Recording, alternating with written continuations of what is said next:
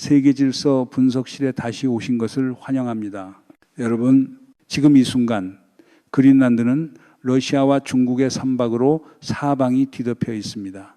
그린란드의 미래 때문에 미국과 군사적으로 싸우러 나설 나라는 없을 것입니다. 트럼프의 베네수엘라 승리는 워싱턴의 제국 욕망에 불을 붙였습니다. 그가 베네수엘라를 지배하겠다고 선언하자 파나마에서 대만까지, 키이우에서 브뤼셀까지 충격이 번졌습니다. 마쿠에서 러시아와 중국은 북극해를 잃을까 두려워하며 공황에 빠졌습니다. 그러나 진짜 악몽은 코펜하겐에서 시작됐습니다. 트럼프가 베네수엘라 파일을 닫지도 않은 채 그린란드 파일을 열었기 때문입니다. 그는 더 이상 우리는 그것을 원한다라고 말하지 않았습니다. 그는 우리는 그것을 가져갈 것이다 라고 말했습니다. 이것은 단순한 부동산 요구가 아닙니다. 이것은 국가안보 최후 통첩입니다. 그리고 유럽은 역사상 처음으로 미국을 향해 철의 장벽을 세웠습니다. 스페인, 프랑스, 이탈리아 모두 한 목소리로 말했습니다. 그린란드는 덴마크의 것이다. 심지어 미국의 가장 충성스러운 동맹인 영국마저 워싱턴에 등을 돌렸습니다. 하지만 진짜 지지는 베를린에서 왔습니다. 독일 외무장관은 외교적 예의를 창밖으로 던지고 동맹인 워싱턴을 공개적으로 경고했습니다. 그린란드에 손대면 우리가 당신들 앞을 가로막고 서 있는 것을 보게 될 것이다. 나토의 제5조가 처음으로 러시아가 아니라 미국을 향하는 순간이었습니다. 이 연쇄 사건의 도화선은 단순한 외교적 실언을 훨씬 넘어서는 불운한 비유에서 붙었습니다. 그 비유는 워싱턴이 군사 현실과 얼마나 동떨어져 있는지를 드러냈습니다. 트럼프와 측근들은 덴마크의 방위 역량이 마치 19세기식 낭만적 개썰매 순찰대 정도라고 여겼지만 현장의 기술 자료는 완전히 다른, 그리고 치명적인 그림을 그려냈습니다. 덴마크 정부는 이미 2025년부터 2033년까지를 아우르는 거대한 국방 계획으로 그린란드를 북극의 요새로 바꾸는 과정을 조용히 시작해 두었습니다. 워싱턴에서 진짜로 위험한 전환점이 된 것은 베네수엘라 작전, 즉 마두로 체포 직후였습니다. 트럼프 행정부는 하룻밤 사이에 수사를 바꿨습니다. 우리는 국가안보 관점에서 그린란드가 필요하며 덴마크는 그것을 해낼 수 없을 것이다. 나는 여러분에게 그것을 말할 수 있다. 그린란드는 더 이상 재산을 요구하는 대상이 아니라 국가안보가 필수로 필요로 하는 대상으로 규정되었습니다. 이 표현의 변화는 외교 협상 테이블을 뒤엎고 군사작전 계획으로 대치하는 것과 같았습니다. 스티븐 밀러가 그린란드 때문에 미국과 싸울 나라는 없다라고 자신만만하게 말한 것은 워싱턴이 동맹을 독립국가로 보지 않고 복종해야 하는 종속 구조로 본다는 신호였습니다. 그러나 덴마크의 반응은 종속국의 침묵이 아니라 주권국의 포효였습니다. 유엔 주재 덴마크 대사가 그 발언을 가혹하고 받아들일 수 없는 위협이라고 규정한 순간 외교적 예의는 끝났고 위기 어휘가 시작됐습니다. 덴마크 총리 메테 프레데릭센의 호소는 예상보다 훨씬 빠르고 강하게 유럽 각국 수도에서 울려 퍼졌습니다. 트럼프의 분할 통치 전략에도 불구하고 유럽연합은 단결했고 덴마크, 스페인, 프랑스, 이탈리아 그리고 영국은 공동 성명에서 그린란드의 미래가 덴마크에 속한다는 점을 강조하며 주권은 협상 대상이 될 수 없다고 못 박았습니다. 이 통일된 입장은 트럼프의 유럽 분열과 약화 전략, 즉 분할 통치에 대한 가장 분명한 답으로 여겨졌습니다.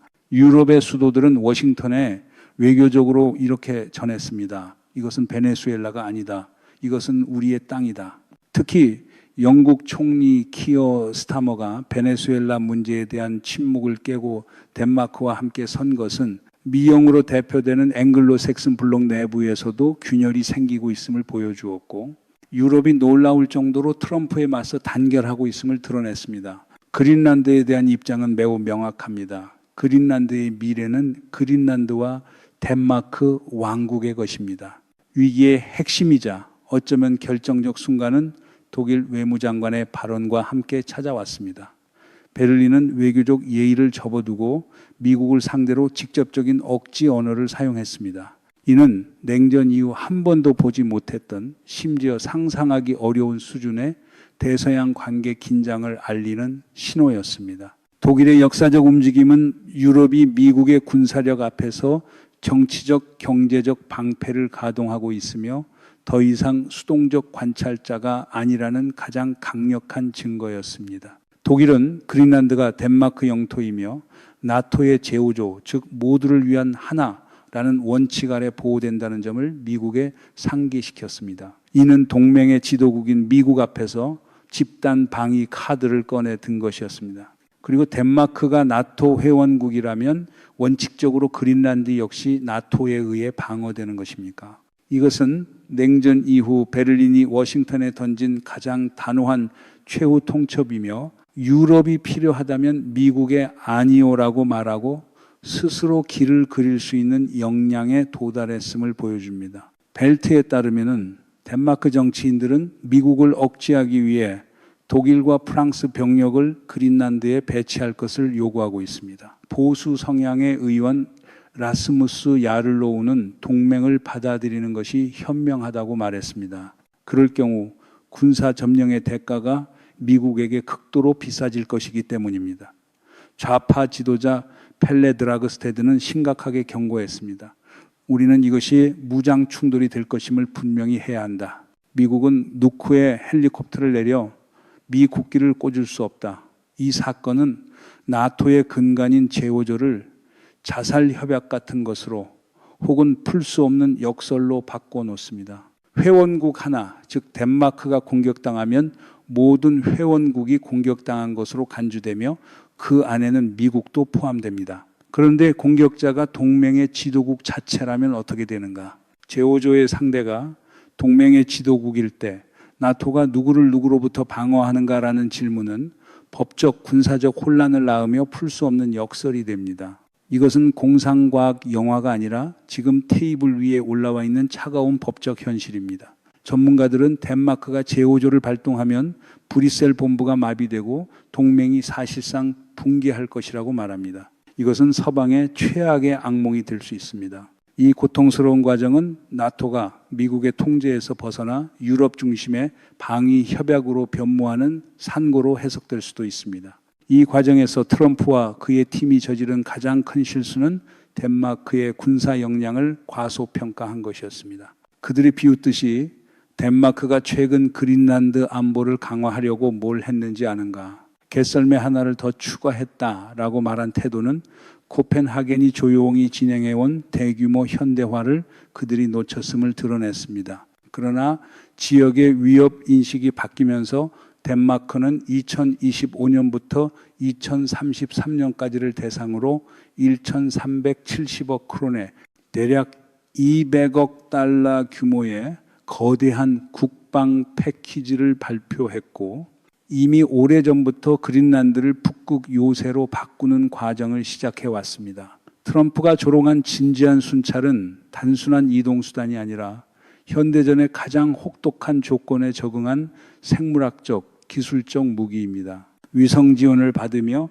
특수작전 임무까지 수행할 수 있습니다. 이 패키지로 도입되고 수량이 늘어난 F-35 라이트닝, 이 전투기는 트럼프가 무방비라고 여겼던 하늘을 세계에서 가장 첨단의 스텔스 전투기로 채우고 있습니다. 워싱턴은 북극에서 중국과 러시아에 대해 방어 능력이 없다라고 말합니다.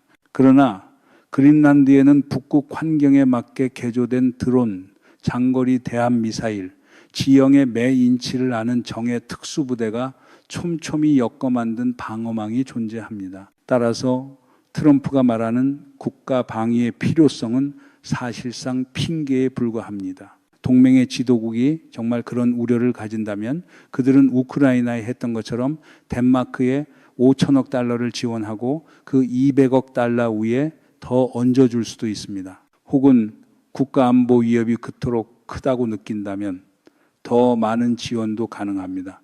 사실 덴마크는 스스로도 그만한 힘이 있습니다. 덴마크 경제는 국방에 있어 더 많은 일을 할 수 있습니다. 2033년 비전도 그것을 보여줍니다. 덴마크에 가해진 압박은 코펜하겐뿐 아니라 미국의 보호 우산 아래 있던 모든 수도를 흔들었습니다.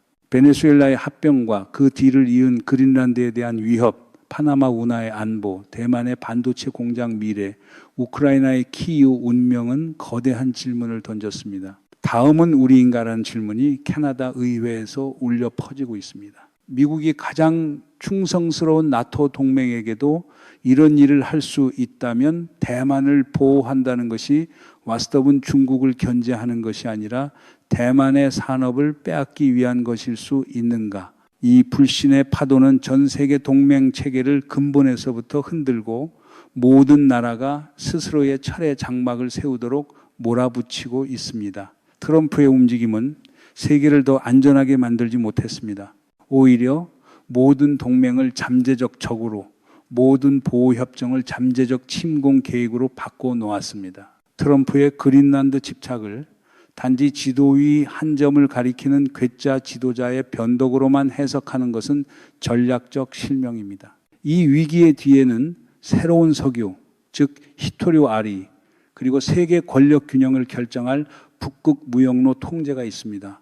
이것은 땅을 둘러싼 전쟁이 아니라 21세기 기술과 무역을 누가 통제하느냐의 전투입니다. 트럼프가 내세우는 국가 안보의 외피는 사실상 크바네펠드 광산의 수조 달러 규모 매장량을 겨냥하고 있습니다. 전기차, F-35의 칩, 스마트 미사일 등 현대 기술의 심장인 이 원소들은 현재 중국의 독점 아래에 대부분 놓여 있습니다. 워싱턴은 중국의 숨막히는 독점을 깨기 위해 그린란드를 채굴 식민지로 만들려 합니다. 트럼프는 이 광물을 구매나 외교로 얻는 것이 아니라 베네수엘라 모델처럼 점거와 몰수로 얻으려 합니다. 이 접근은 디지털 시대에 되살아난 고전적 식민주의입니다. 미국은 전략적 독립을 얻기 위해 동맹의 주권을 희생 가능한 비용으로 봅니다. 그러나 덴마크와 유럽연합은 이 광산이 유럽 산업에도 치명적으로 중요하다는 것을 알고 워싱턴의 약탈 구상에 맞서 자신들의 전략적 자율성을 지키고 있습니다. 한편으로 이 움직임은 모스크바와 베이징에 빨간 경보를 울렸습니다. 그린란드는 단지 섬이 아닙니다. 그것은 북방 항로, 약칭 NSR, 그리고 북극 실크로드의 관제탑입니다. 빙하가 녹아 아시아와 유럽 사이의 무역거리가 짧아질수록 누가 이 새로운 수에즈 운하를 통제할 것인가가 핵심이 됩니다. 러시아는 이 항로의 에너지 수출의 미래를 걸었고 미국이 그린란드를 군사적으로 통제한다는 것은 러시아를 북쪽에서 조여오는 질식이 될 것입니다.